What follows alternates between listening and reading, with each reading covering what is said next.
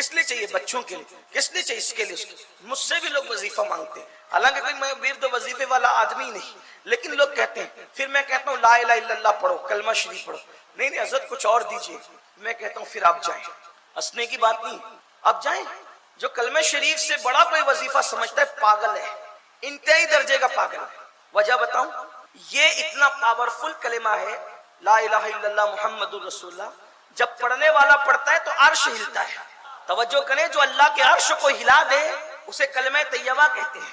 آپ کیا سمجھے کلمے کا پاور کیا ہے؟ مسئلہ یہ ہے نا کہ منافقت کر رہے ہیں ہم. جملے تلخ ہو تو معاف کرنا، لیکن جو کلمے کی قدر نہ کرے اس سے بڑا منافق کون ہوگا؟ عملی طور پر وہ منافق ہے، اعتقادی طور پہ نہیں کہہ رہا. کلمے کی اہمیت نہیں، کس کے وظیفے کی اہمیت ہے؟ امین القادری نے دیا ہے، میرے پیر نے دیا ہے. اللہ کے بندوں سب کی عزت کرو، لیکن یہ وہ وظیفہ ہے اللہ کے رسول فرماتے افضل الذکر لا الہ الا اللہ، بہترین ذکر کلمہ طیبہ ہے. اب یہ کلمے کا پاور دیکھو، جو خدا کا عرش ہلا دے وہ کلمہ ہے. تمہارے دشمنوں کے دل نہیں دہلا دے گا، تمہارے حاسدوں کے دل نہیں دہلا دے گا. جو خدا کے عرش پہ جنبش طاری کر دے، اللہ کے عرش کو سمجھا کیا ہے؟ جسے فرشتوں نے اٹھا رکھا ہے. پھر اللہ فرماتے ہیں عرش کو رک جا، ساکن ہو جا. عرش کہتا ہے کیسے ساکن ہو؟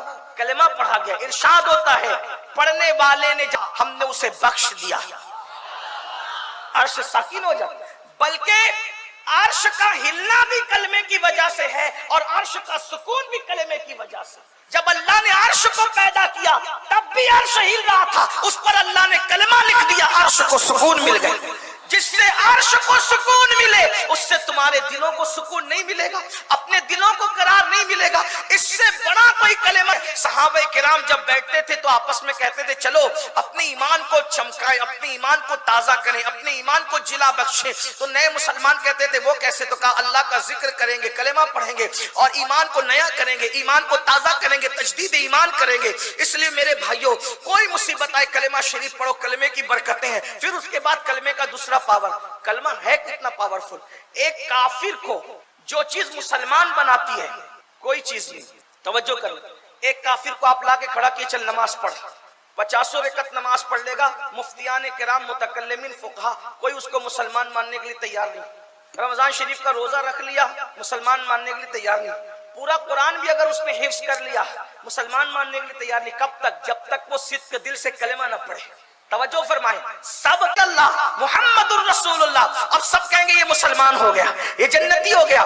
تو ایک لمحے میں کلمہ طیبہ جہنم کے ایندھن سے نکال کر انسان کو جنتی بنا دیتا ہے. یہ کلمے کا پاور ہے. تو جو جہنم کی مصیبت دور کر دے، کیا وہ دنیا کی مصیبت دور نہیں کر سکتا؟ اللہ کے بندو دین کو کھیل مت سمجھو، دین کو تماشا مت سمجھو، دین کو اپنی طبیعت کے مطابق مت بنانے کی کوشش کرو. اللہ پاک نے ذکر کے بارے میں ہر چیز کی لمٹ ہے، لیکن جب ذکر اللہ کی بات آتی تو اللہ فرماتا ہے ذکرن کثیرا، ذکر کثرت. پاگل تو نہیں ہو گیا؟ تمہارے ذکر خدا کو دیکھ کر لوگ کہیں یہ پاگل تو نہیں ہو گیا؟ تب یہ ذکر کی کیفیت انسان میں پیدا ہوتی. یہ ذکر کرنے والا حضرت سرکار شاہ برکت اللہ عشقی پیمی رحمت اللہ علیہ جو ہمارے مشائخ میں سے آتے ہیں، اعلیٰ حضرت کے مشائخ میں، تاج الفول کے مشائخ میں، ان کو صاحب البرکات کہتے ہیں. جب یہ اللہ کا ذکر کرتے تھے تو اس شان سے کرتے تھے کہ پرندے بھی ان کے ساتھ ذکر الہی مل کر کے کیا کرتے تھے. جس نے پرندوں کو ذاکر بنایا یہ ہمارے بزرگوں کی شان ہے. تو دوسرا کامیابی کا نسخہ کہ اللہ کا ذکر کرے. بہنیں بھی موجود ہیں. اچھا حیرت یہ ہے اللہ کے بڑے بڑے جس میں اذکار ہے وہ سب آسان ہے، اس میں کوئی مخرج کی ضرورت نہیں، کوئی محنت کی ضرورت نہیں. مثال کے طور پہ سبحان اللہ، اس میں کوئی محنت ہے، کوئی مخرج کا معاملہ ہے؟ کتنا اللہ. یہ جب میں اللہ کہتا ہوں تو مجھے غوث پاک یاد آتے ہیں. سرکار غوث پاک کے متعلق میں نے اپنے بزرگوں سے سنا کہ غوث پاک فرماتے ہیں جب تک میں نہیں چاہتا اس وقت کسی کی زبان پہ میرا نام نہیں آتا. جب کسی کی زبان پہ میرا نام آ جاتا ہے تو پھر وہ مصیبت میں نہیں رہ جاتا. تو میں سوچتا ہوں یا اللہ جب عبد القادر کی یہ شان ہے تو قادر کی شان کا عالم کیا ہوگا. یعنی کہ غوث پاک کا نام اسی وقت میری زبان پہ آئے گا جب وہ چاہیں گے، اور لے لوں گا تو پھر مصیبت میں نہیں رہ جاؤں گا. تو جب بندے کی شان کا یہ عالم ہے، اب اگر میں اللہ کا ذکر کر رہا ہوں تو کیا مطلب؟ گویا کہ اللہ نے میرے لیے چاہا، تو جو مجھے چاہے یہ کتنا بڑا مقام ہے کہ اس نے چاہا کہ میں اس کا نام لوں، اور جب غوث پاک کے نام سے مصیبت ٹل جاتی ہے تو جو رب عبد القادر ہے پھر اس کے نام کے پاور کا اور طاقت کا عالم کیا ہوگا۔ اس کے پورے جسم پر پھالج ہیں، ہاتھ پیر اس کے کام نہیں کرتے، وہ اندھی بھی ہے، اور روزانہ اس کے ماں باپ جو ان کا اپنا بت تھا اس کو سامنے رکھ کر کے فریاد کرتے تھے کہ کسی طریقے سے جو ہے ہماری بچی کو شفا دے دو، شفا دے دو۔ ظاہر سی بات ہے جو اپنے ناک پر بیٹھی ہوئی مکھی نہیں ہٹا سکتا تو وہ کسی کو شفا کیا دے سکتا ہے؟ یہ بات یاد رکھنا، جو اپنے نفع اور نقصان کا مالک نہیں وہ کسی کو شفا کیا دے سکتا ہے؟ ایسے میں اچانک ایک دن وہ زمین پر گر پڑتا ہے اور آواز آتی ہے کہ ہم سے کیا مانگتے ہو؟ اب تو وہ آ گیا ہے، اب تو وہ آیا ہے کہ جس کی آمد سے ان سب معبودان باطل کی پرستش ختم ہو جائے گی، نغمہ توحید جو ہے وہ جاری ہوگا۔ اگر کچھ طلب کرنا ہے تو اس کے وسیلے سے اللہ کی بارگاہ میں طلب کرو۔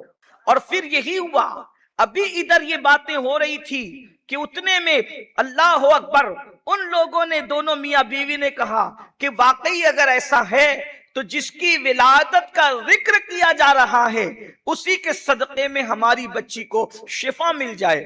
ابھی یہ باتیں ہو ہی رہی تھی، دونوں میاں بیوی چھت پر بیٹھ کر کے یہ گفتگو کر رہے تھے، ایسے عالم کے اندر بچی اوپر کو چڑھ کر کے آ گئی۔ کہا ارے تجھے یہ کیسے شفا ملی؟ تو کہا کہ ایک آنے والا آیا اور آ کر کے کہتا ہے کہ تیرے ماں باپ جو ہے میرے وسیلے سے دعا کر رہے ہیں، تو جو ہے وہ، اور پھر اس نے اپنا ہاتھ جو ہے میرے جسم پر مس کیا اور پھر اللہ نے مجھے شفا عطا کر دیا۔ تو کہا میں نے پوچھا کہ آپ کون ہے؟ تو کہا مکے میں میری ولادت ہوئی ہے اور میں مکۃ المکرمہ میں پیدا ہوا ہوں۔ ایسے عالم کے اندر یہ حضرات جو ہیں اپنے وطن سے مکۃ المکرمہ گئے اور جب وہاں پہنچے تو سرکار آمنہ سے کہا کہ کیا آپ اپنے نومولود کی ہمیں زیارت کرا سکتی ہیں؟ سرکار آمنہ نے کہا تمہیں کیسے پتا چلا؟ تو کہا کہ تمہارے اس شہزادے کی وجہ سے میری بیٹی کو شفا مل گئی ہے۔ اور اس کے بعد جب باتیں بتائی اور ساری چیزیں رکھی تو سرکار آمنہ نے اجازت دی۔ وہ لوگ کہتے ہیں کہ جب اللہ کے رسول علیہ السلام اس وقت تو جھولے میں تھے، انہوں نے زیارت کی اور کہتے خدا کی عزت کی قسم اتنا حسن اور ایسی خوبصورتی ہم نے کبھی نہیں دیکھی تھی۔ اور اس کے بعد اللہ اکبر کہنے لگے کہ ہم ان کی رسالت کی اور نبوت کی گواہی دیتے ہیں جس کے صدقے میں اللہ نے ہماری بیٹی کو شفا عطا فرمایا۔ اندازہ فرمائیے اور اس کے بعد پھر کیا ہوا آپ جانتے ہیں میرے بھائیوں؟ پھر حضرت آمنہ نے کہا جلدی سے چلے جاؤ کیونکہ میرے جو سسر ہے انہوں نے کسی سے بھی یہاں آنے کی اجازت کے لیے منع فرمایا ہے۔ وہ گئے اور جانے کے بعد کہا یا اللہ ہمیں صبر نہیں ہوتا کہ جو حسن اور جو جمال ہم نے دیکھا ہے وہ حسن اور جمال ہم نے اپنی آنکھوں سے کبھی نہیں دیکھا، ایک مرتبہ پھر دیکھنے کی اجازت دے دو۔ اب تک تو چہرہ دیکھا تھا، تلوہ نہیں دیکھ سکے تھے، لیکن سیرت نگار لکھتے ہیں اہل سنت کی مستند اور معتبر کتابوں میں ہمارے بزرگوں نے لکھا، بالخصوص حضرت مولانا فیض احمد اویسی رحمت اللہ تعالی علیہ کی کتاب کا میں خلاصہ آپ کے سامنے رکھ رہا ہوں۔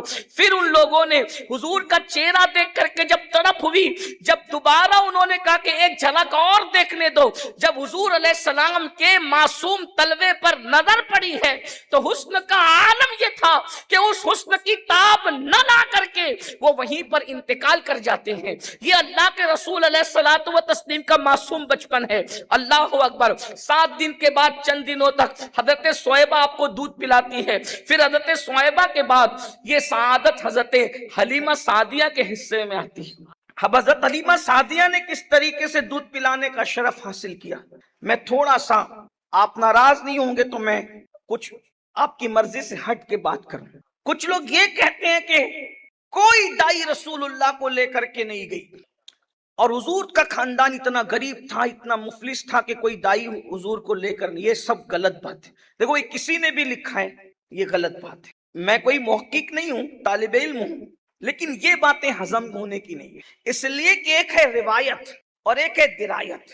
جب ہم روایت کو درایت پر پرکھتے ہیں تو یہ سوائے دیو مالا کہانیوں کے اور کچھ نہیں رہ جاتی، اور پتہ نہیں لوگ کیا کہنا چاہتے ہیں، کیا سمجھانا چاہتے ہیں۔ دیکھیے میں ایک بات آپ کو بتاؤں، رسول اللہ کا خاندان پورے مکے میں سب سے مالدار خاندان تھا، یہ کوئی بات نہیں ہے کہ وہ غریب تھے مفلس تھے. میں اتنا کہوں جب جو لوگ نبی کے خاندان کو غریب اور مفلسی کا تانا دے کے مجبور بے کس اور بے بس پتہ نہیں کیا کیا ثابت کرنا چاہتے ہیں، میں ان سے پوچھنا چاہتا ہوں کہ وہ اس بات کو مانتے ہیں کہ رسول اللہ کے دادا ابو سرکار عبد المطلب کعبے کے متولی تھے.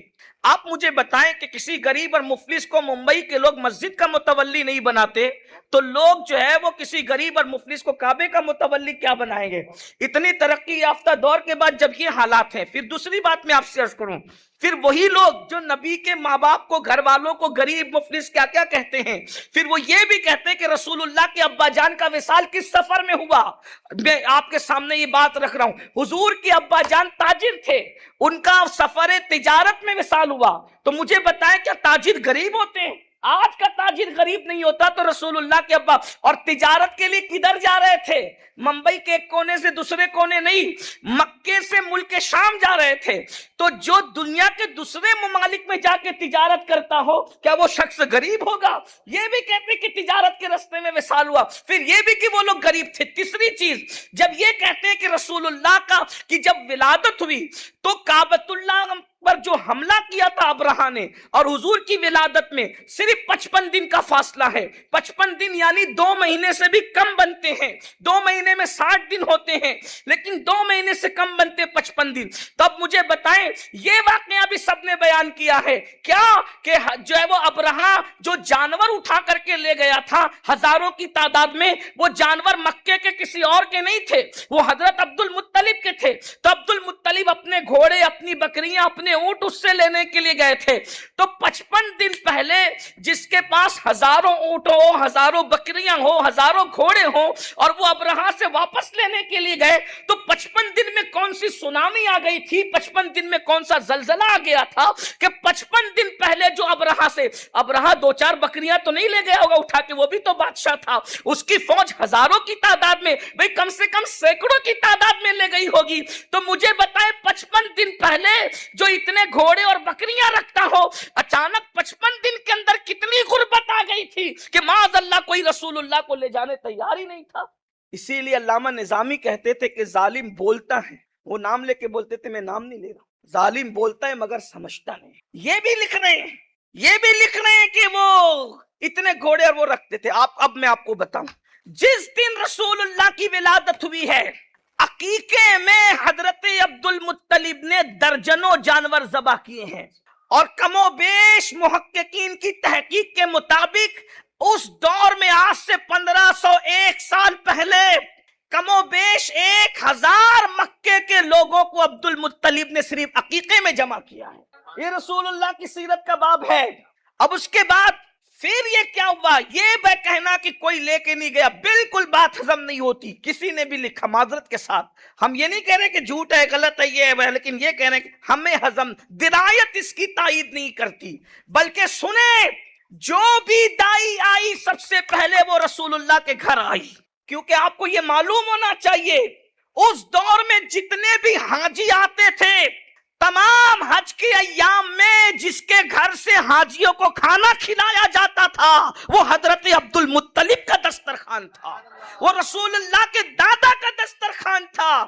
یہ پتہ نہیں کون سی سازش کا ہم شکار ہو گئے بھائی کہ نبی کو غریب، ان کے گھرانے کو مفلس، اور کیا کیا کر کے ثابت کرو تاکہ ظالموں کو موقع ملے یہ کہنے کا کہ معاذ اللہ ان پر تو نبوت نہیں آئی تھی، ان لوگوں نے تو مال کے لیے ڈھونگ رچایا تھا. جیسے کہ واقعہ کربلا کے بعد یزید بدبخت نے یہ بات، کہیں یہ یزیدیوں کی سازش تو نہیں، کہیں یہ مروانیوں کی سازش تو نہیں کہ لاشعوری طور پر ہماری قوم اس طرف چل پڑی ہے؟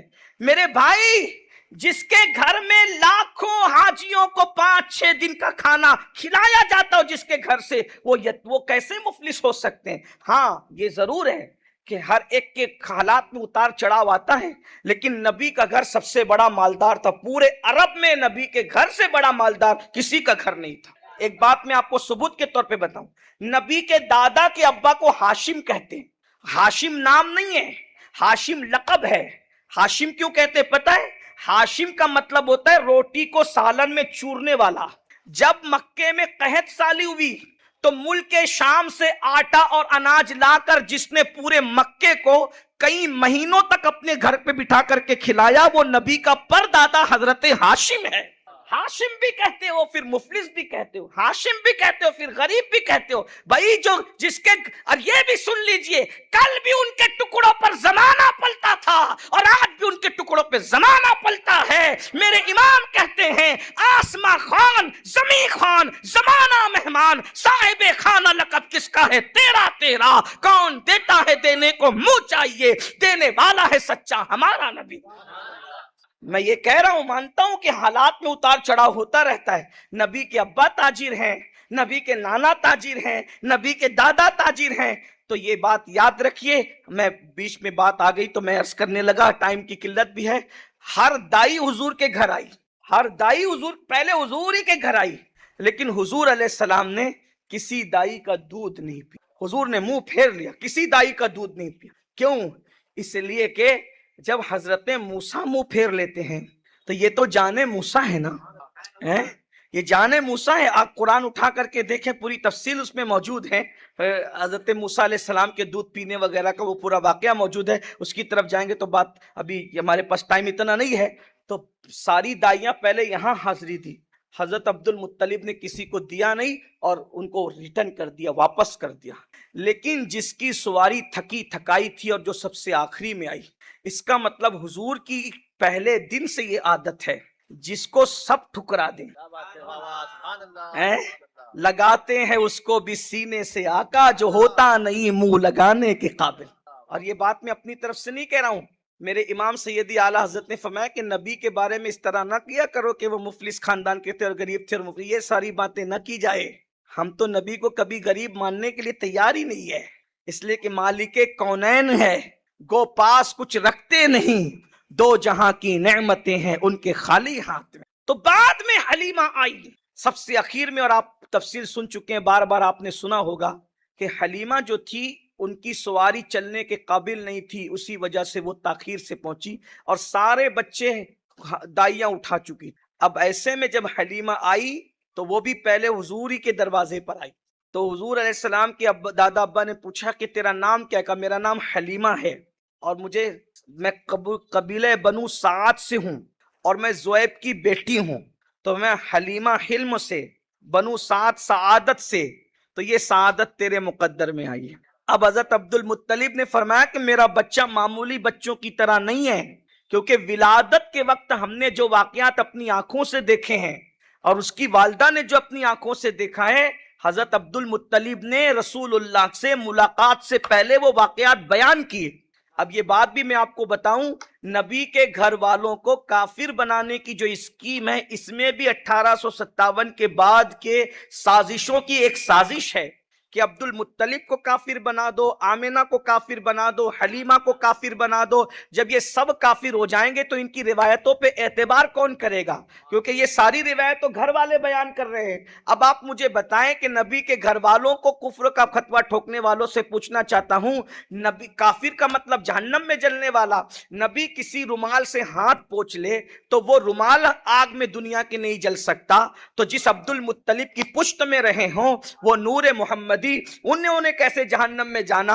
जिस अब्दुल्ला की पुश्त में रहे हो नूर मोहम्मदी, उस अब्दुल्ला ने जहन्नम में कैसे जाना? 9 महीने तक जिस आमिना के शिकम में रहे हो, उस आमिना ने कैसे जहन्नम में जाना? मैं कहता हूं कलेमा नबी का पढ़ते हो, दलाली किसकी करते हो? मुझे बताए, जब तुम्हें यह पता है कि रसूलुल्लाह ने, तुम्हें बड़ी मशहूर रिवायत है, बड़े बड़े बुजुर्गों ने लिखी है कि जब मेरे आका अलैहिस्सलाम ने एक रुमाल से हाथ पोंछ दिया, तब उस रुमाल को जब भी धुलने की बात आती तो धुला नहीं जाता था, वो आग में डाल दिया जाता था और आग में डाल के निकाल लिया जाता था। क्यों? क्योंकि हुजूर ने एक बार हाथ पोंछे थे। एक बार हाथ पोंछ लिए जाएं तो वो रुमाल को दुनिया की आग जला नहीं पा रही है। अल्लाह अकबर, 9 महीने जिसके शिकम में अल्लाह के रसूल जल वगर रहे हो, उस सरकार आमिना का आलम क्या है? बल्कि यहां तो मैं एक जुमला कह दूं, जिसके शिकम में नबी 9 महीने रहे हो, फिर वो जन्नत की मुतलाशी नहीं है, जन्नत उसकी तलाश